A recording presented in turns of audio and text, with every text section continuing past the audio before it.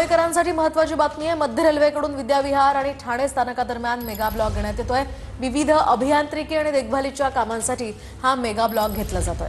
Harbour मार्गावर पनवेल ते वाशी स्थानकादरम्यान हा ब्लॉक असेल, तर ट्रान्स हार्बर मार्गावर पनवेल ते ठाणे दरम्यान ब्लॉक असणार असल्याची माहिती आहे।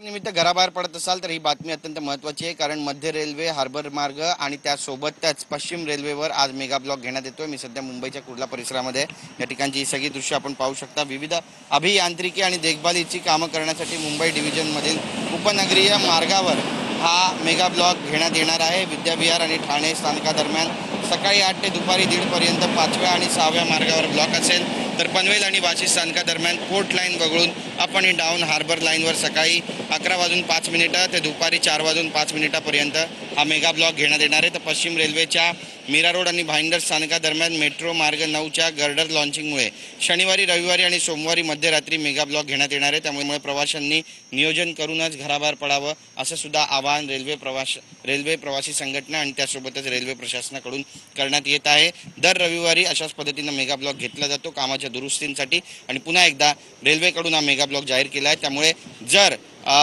कामानिमित्त आज घराबाहेर पडत असाल तर ही माहिती तुमच्यासाठी अत्यंत महत्त्वाची असणार आहे। कॅमेरा पर्सन सिद्धेश नाईकसह गिरीश गायकवाड, TV9 मराठी, मुंबई।